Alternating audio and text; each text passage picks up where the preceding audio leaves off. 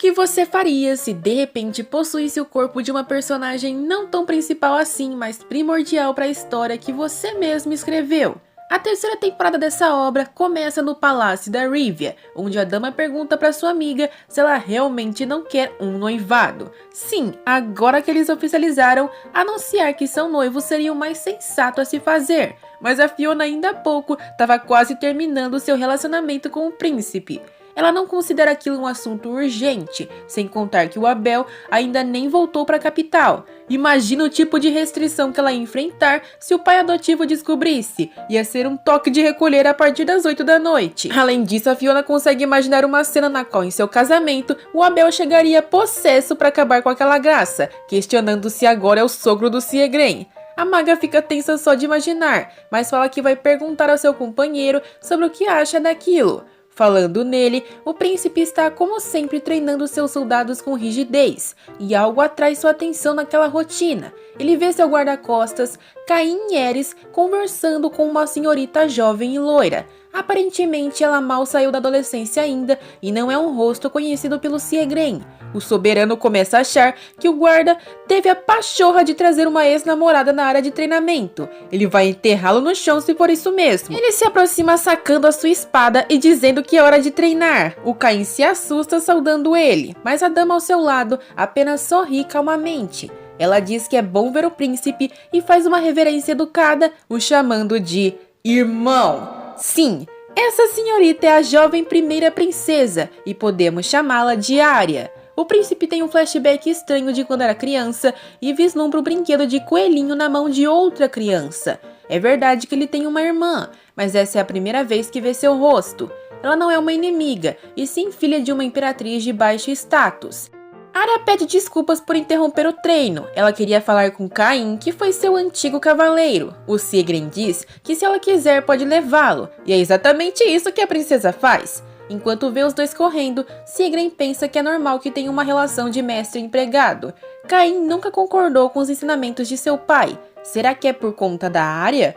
Mesmo que ela seja sua meia-irmã, Siegren não está interessado nela. Não compartilham nada mais que uma relação de sangue. Mesmo que ele seja o herdeiro, não chegou a lugar nenhum. E se o filho do Marquês ficar ambíguo, estará num bom caminho. Aquilo seria uma nova possibilidade importante para o futuro se abrindo à sua frente? O queridinho contou para sua amada sobre sua meia-irmã. Fiona se lembra que ela é mencionada poucas vezes na história, portanto não se lembrava de sua existência. Tecnicamente ela não aparecia muito mesmo por conta de sua saúde um tanto debilitada. Se ela saiu e viu Siegren recentemente, é motivo de felicidade, já que deve estar ficando mais forte. Ou ela esteve fingindo estar mal até agora, afinal é um momento conveniente. A imperatriz e o seu filho loiro arruaceiro se acalmaram, sem contar que ela esteve de olho na imperatriz esse tempo todo. Siegren revela que planejava se livrar dela se fosse necessário. Não existem tantos membros diretos da família imperial vivos até agora, sabe? Geralmente se livram deles antes mesmo de nascer ou quando são bebês. É uma surpresa a Arya estar viva até hoje. Embora a mãe dessa primeira princesa fosse de status baixo, ainda era uma nobre. Como nunca foi vista como um problema pela imperatriz, acabou ficando bem. Fiona completa dizendo que o motivo disso é que não teria direito ao trono por ser mulher. E além disso, ela se manteve na sombra sabiamente. Ela soube se curvar até agora. Mas com o loiro fora da jogada, poderia existir uma nova estrutura de poder? E não se esqueça da Priscila e do Clovis. Entre as 5 famílias mais poderosas foram os únicos neutros até agora. Mas será que esse é realmente o caso? Repassando o que ia acontecer, Arendt ia se apaixonar por Eunice, mas o rumo da história mudou e o mesmo vale para o pai da Rivia. Se eles realmente procurarem outras opções para apoiar agora, talvez seja necessário cortar o mal pela raiz. A dama pergunta o que o amado quer fazer, e por hora apenas vai observar um pouco mais. Ambos são desapegados com o conceito de ter poder, e a maga fala que ele pode fazer o que quiser, apenas deseja sua felicidade. Todavia, os dois vão ter que discutir isso com Abel. E falando nele, a Fiona fica chocada lendo uma carta que chegou agora. Parece que o Duque de Halon desapareceu do nada. Meu marido não! Essa carta foi enviada pelo guarda-costas do Duque, o Garon. Ele avisou que recentemente as atividades com o monstro aumentaram tanto que Abel precisou ir investigar. Acompanhado de 2 guarda-costas, ele partiu e não retornou mais até agora. Isso é desesperador. Os criados da mansão de Halon souberam da situação e querem saber se a senhorita vai partir em busca do nobre. Não tem nada que a Fiona possa fazer, afinal Geralt pediu sua ajuda. Mesmo assim, partir sozinha não é o suficiente para lutar. Todavia, será que tem cavaleiros o bastante para acompanhá-la?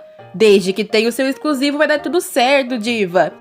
Ela pensa que preparar tudo de uma vez vai ser muito difícil, mas o seu príncipe deixa claro que vai ir junto dela. Antes que ela recuse, o herdeiro explica que é uma situação em que não se sabe se o duque está vivo ou não. Logo, não pode abandoná-la. Ouvir aquelas palavras é um choque para Fiona. Essa possibilidade não tinha nem passado pela sua cabeça. Seu pai adotivo estar em perigo já é assustador o bastante. Ele segura o rosto da amada com uma expressão séria, claramente tentando acalmá-la. Mas querendo ou não, ele também tá ansioso e preocupado com a situação. Será que ele tá preocupado com a Belle?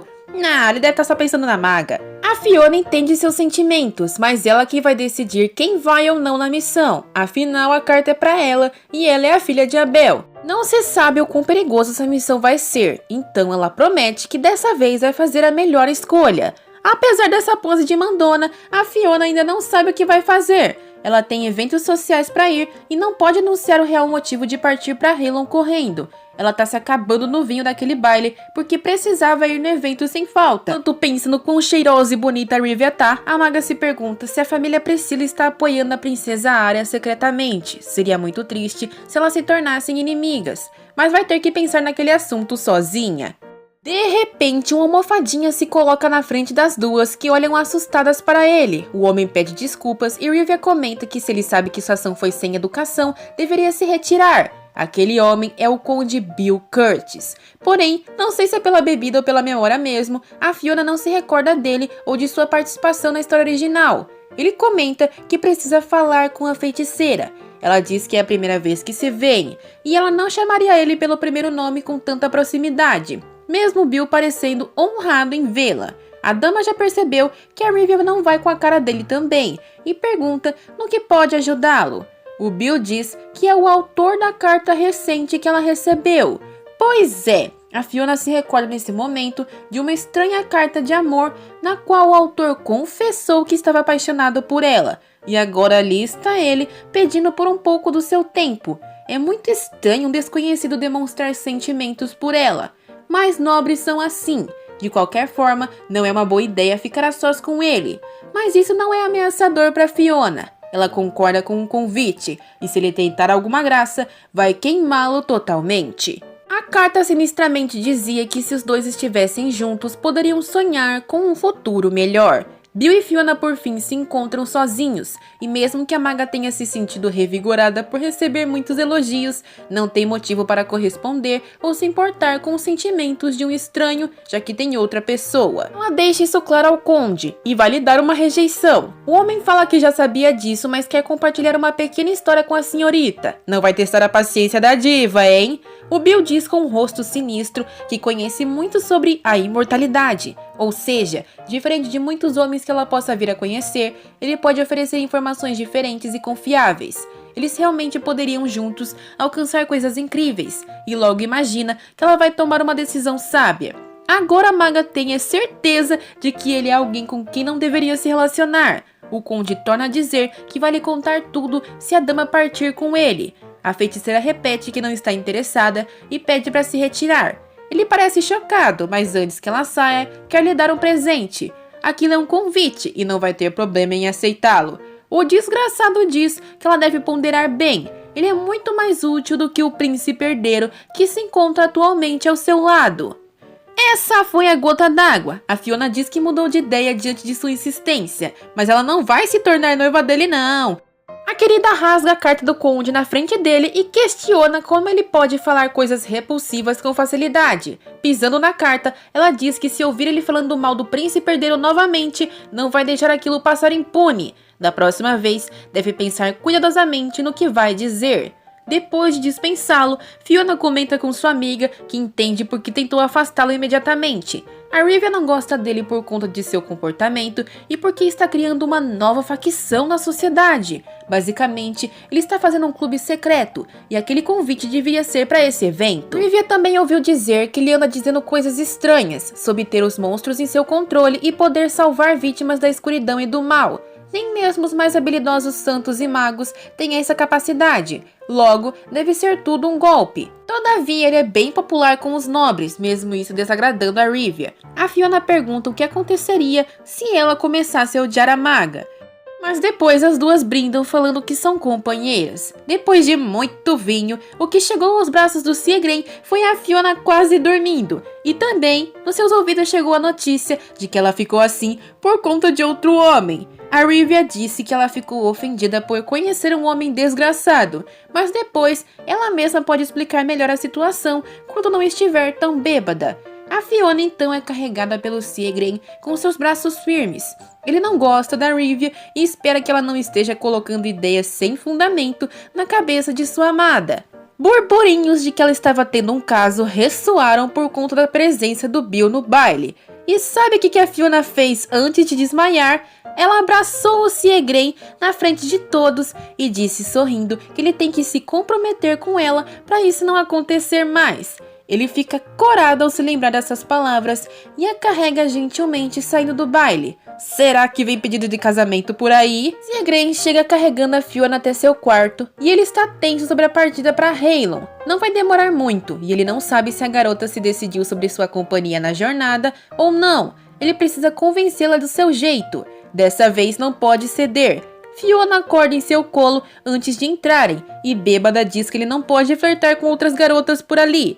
Aquilo é um comportamento tão fofo que dá vontade de beijar a feiticeira.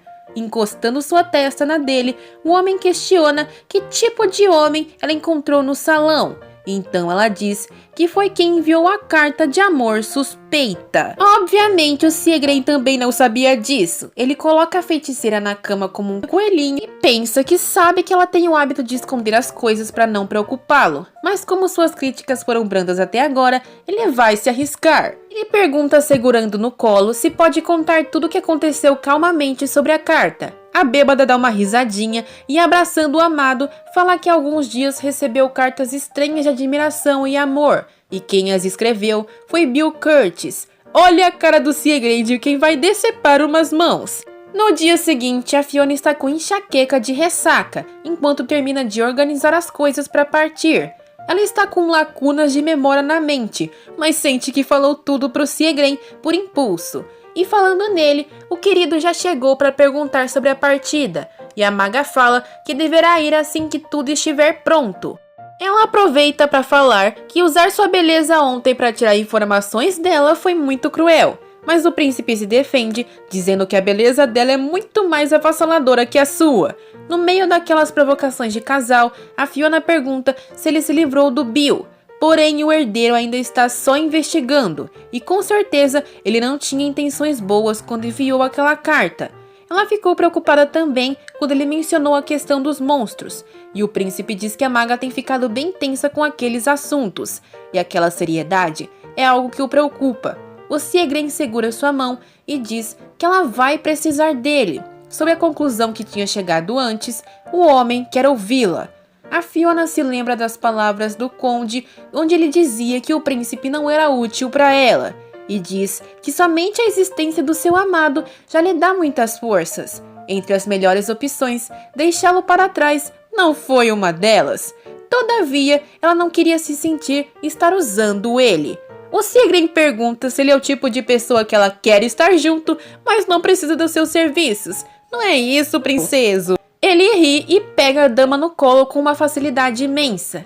Ele diz que a palavra que ela procura é necessidade. Ele necessita dela ao seu lado, assim como a Belle necessita dela também. Eles deveriam apenas ir juntos e acabar com essa questão. A diva faz uma besteira nesse momento. Do nada, ela fala sobre o Hunter. Eles precisam dos serviços dele para aquela jornada longa. Então, ela pede para o Siegren acompanhá-la para buscá-la em sua guilda de mercenários. Depois disso, se o Bill não for de vala, pelo menos o Hunter vai. Como será que essa jornada até Haelon vai se seguir? Vamos saber em breve. Quem tá com saudade do Abel, levanta a mão. Muito obrigada por assistir até aqui. E se gostaram, deixem o like e compartilhem. E sayonara!